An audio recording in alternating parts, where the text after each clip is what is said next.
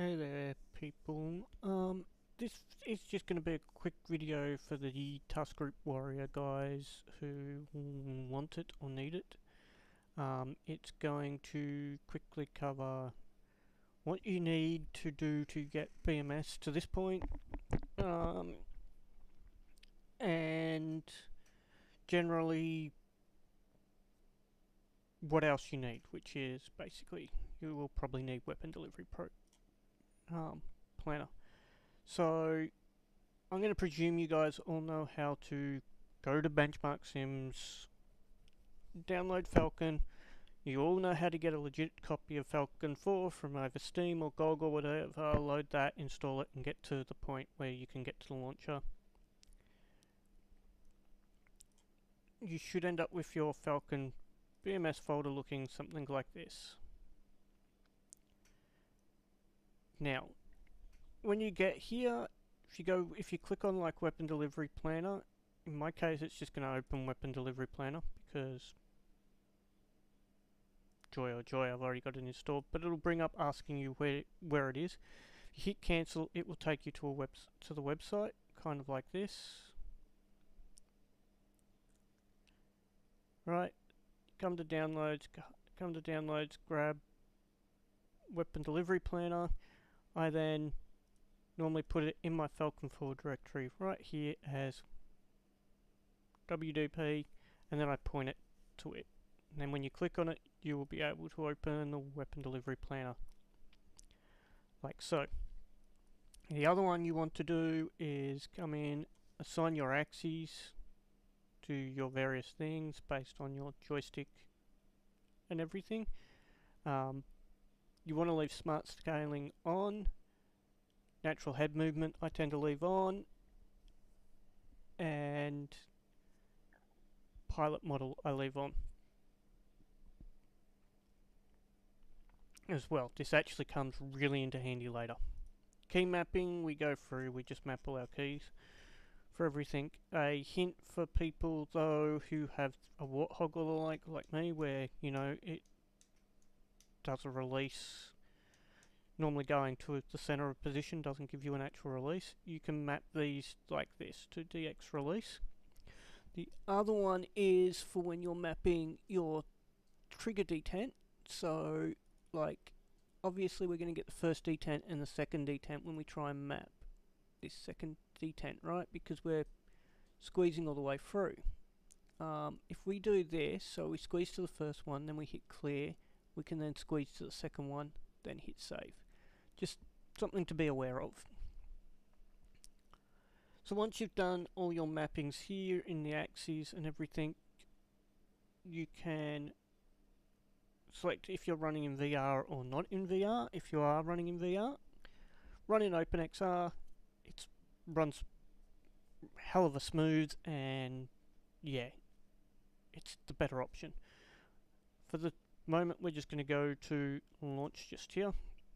It's going to load up like this. You're going to get a small intro movie, and then you're into the menu. You can skip that intro movie option back in the launcher. When you're here, first thing, logbook, make yourself you in here. You can either click OK, or any of these windows can be closed with the X. So now we're going to come to settings, setup, and you'll notice this is the settings for me. That's why we make your logbook first. Skills should all basically look like this. You can radio subtitles and the like, up to you. I strongly suggest turning music off, turning the UI chatter off, and all this stuff. If you like the mask breathing sound, you can leave it on. I don't. I have it off.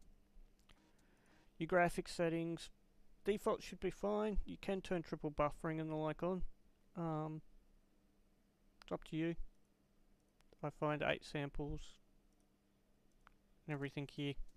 This is what you can see my settings. This is what I run on. And if you need to adjust your controls at all, you can do it again here as well. One thing I normally like to check is that my afterburner detent is actually at my afterburner detent, for example. But that can also be set back in the launcher. I'm not going to bother changing anything there, so I'm just hitting cancel. Once that's done, you want to come over here to multiplayer. I'm going to hit here. Now, this is the server's here for me, so I don't need to put an external IP address in. You guys do. It's pinned in the Discord.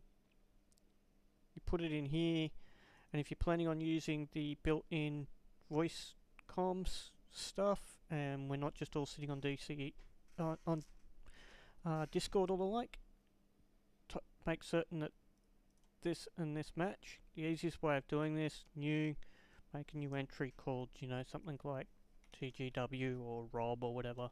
Type the IP address in, which is going to be something like 138 point whatever, you know, here and down here, and then hit save. Obviously I don't need to do this thing. Then you're going to hit connect. It's going to take a moment. It's going to hopefully connect you through to the server. If this does not work, one, it could mean that the server is down. It happens. Two, it could also mean that you do not have the UDP ports open that you need open. See the manual or see the Discord, but you need to have ports 2943, I think it is. Give me one moment here. 2934 and 2935 open and forwarded to your, so that your Falcon can communicate on them. Once you see this, you will also see that this is flashing your multiplayer, and if you click on it, you'll see that you're in a chat lobby with anybody else who's in the lobby. It's also how you can disconnect from the multiplayer server or bring up your phone book again. At this point, you could turn around and do any of these online, and it would happily be on the server. Or you can come to campaign, you can come across to online, and you can see that there is a game running. We click on it. Defaults us over here to this KC-130 squadron, because that's where the server is. We don't want to fly there. So instead we can click on any of these and see what squadrons are there. Like this one's an MQ-9, not really going to fly a Reaper. This is a C-130 squadron. I love the Herc, but I'm not flying the Herc. This is an F-15K squadron. This is an F-15K squadron. Not exactly going to be flying that either. Out here we've got an AV-8 and an MV-22 squadron. Right here at Gunson we have the 80th Fighter Squadron. So these guys, currently no bodies in there. 24 planes. They do general, so anything, and they're running Block 40 CM F-16s. These guys are primarily air to ground, running the Block 40. The 101st is, the 11th or 111th. I don't know why it's 111st. Arcs Korea. Our general squadron flying the Block 452. The 18th Wing is a US squadron based at Gunsan, running the F-16. The F-15 Charlie. The 13th is a US squadron, I think, as well, running the Block 50 CM model. Currently has 19 aircraft because, hey, I got one shot down. Oops. We could come up to Seosan, select these guys, over to Schwann, or over to here at Osen, which has the 36. They're an air-to-air squadron and an A-10 squadron. Same over here, F4 squadron, F-16 squadron, running with the block 32, running the block 52, and you get the point.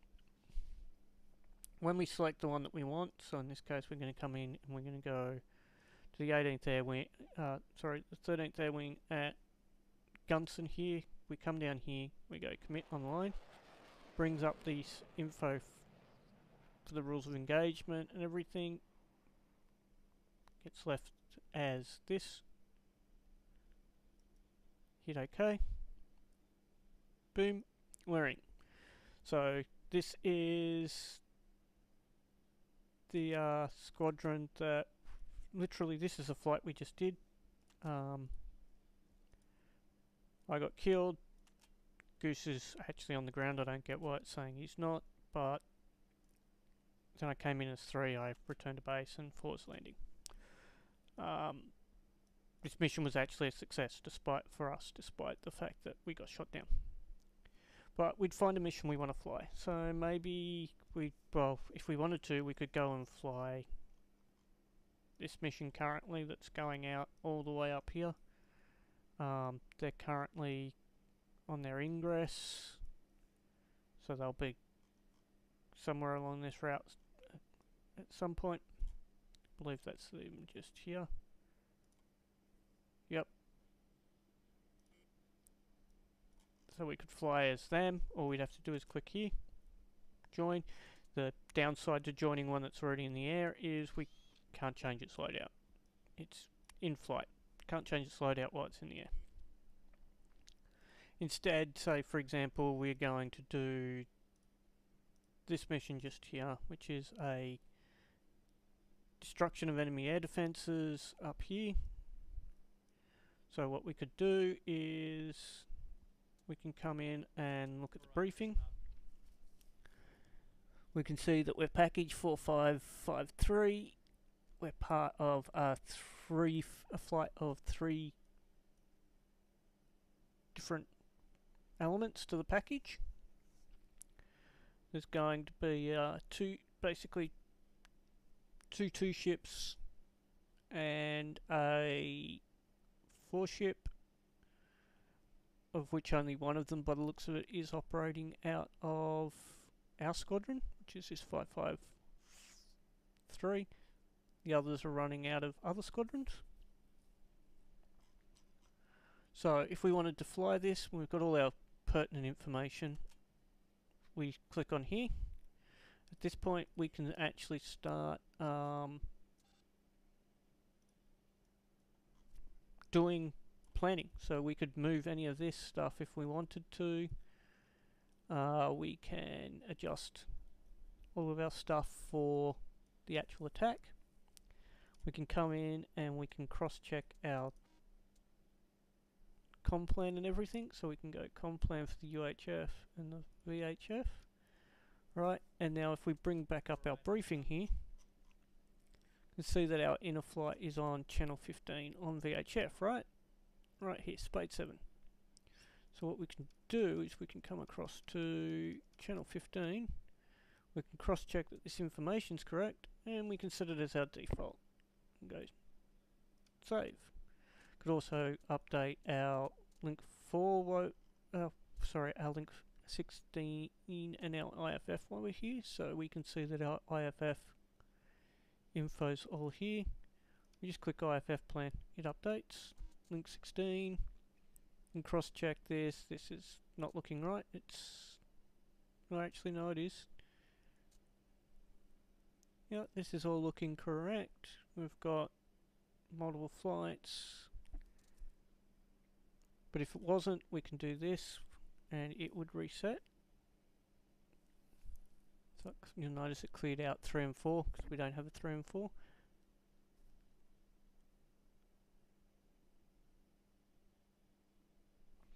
And we can hit save. close.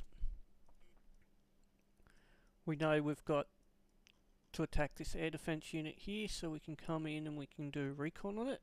Let's see what's actually here. So it's our target objective is the 337th. We can come in and we see the various items, what their current state is.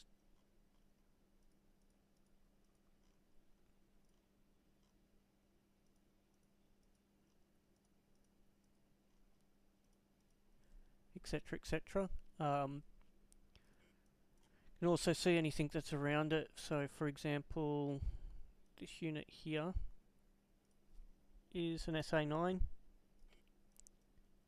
This one here is a KS19 with a Z so it's a AAA unit.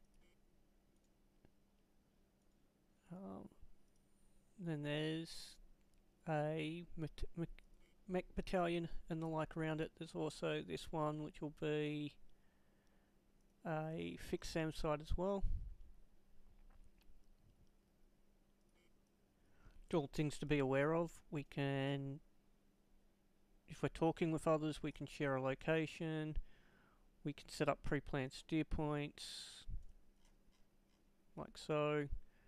Or we can actually remove these. These are great for setting up slot lines and other information by doing things like this. So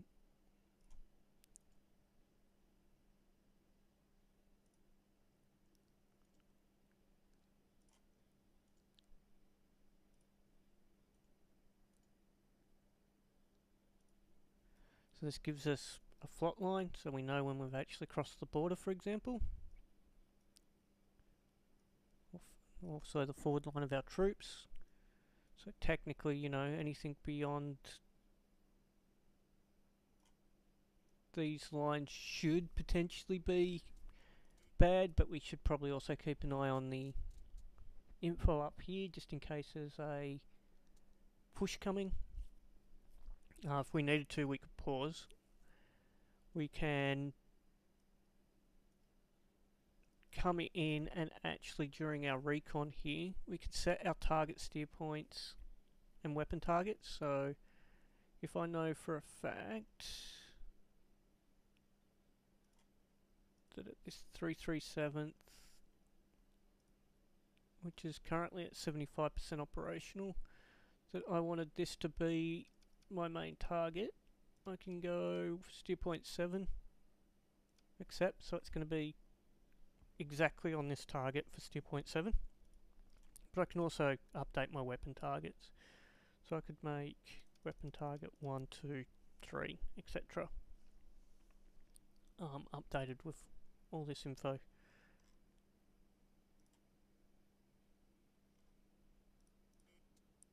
Once I'm happy though with everything that I've done here, one, always resave the data cartridge just to be certain. But then the other thing we normally do is we'll come up here, we'll hit save, and we'll go, this is 444553 Spade 7. So we just saved a copy of the campaign out. And the reason we do this is because we are going to come over here to our weapon delivery planner. And in weapon delivery planner, what we're going to do is we're going to come up here and we're going to go file, open mission. We're going to browse to our data campaign folder. We're going to find that campaign we just loaded in. We're going to hit open.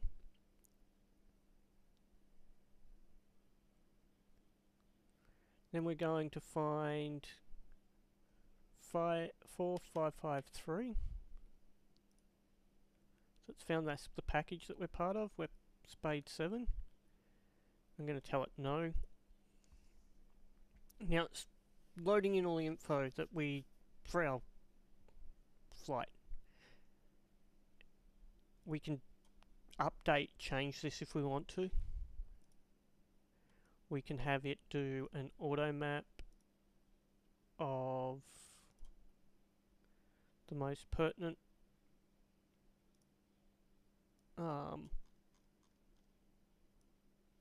threats that we're going to fly into to begin with. Could also go here, so these are the ones that it knows currently are working. We could have it show the ones that currently don't have a radar, which you'll notice includes the site we're attacking. And we could have it display our own, but the biggest one is we just want to know where these are. So we can do this. We can go save the DTC again. So this is going to save and update our data cartridge with this info.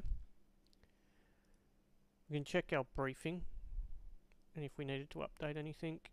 But the big one, most important one that we are doing everything here, opening this thing for, is right here, this update kneeboards.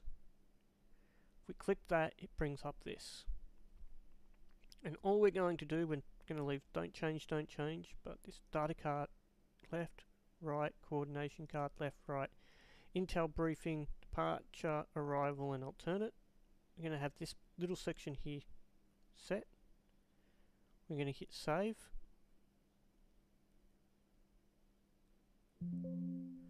The kneeboards have been saved. So now I come back over here, I can load my data cartridge in, and when I do, you'll see we've got the pre-planned steer points now loaded. But the big one is when we go to the fly option here, this takeoff option, and we get in, the kneeboards that we have in game will actually have all the information that is pertinent to this flight stored away. Something that I would goddamn wish DCS would learn. So all of this, you know, DCS could do this, yeah. And all of these are all planes, all doing their thing. BMS is a very lived-in world.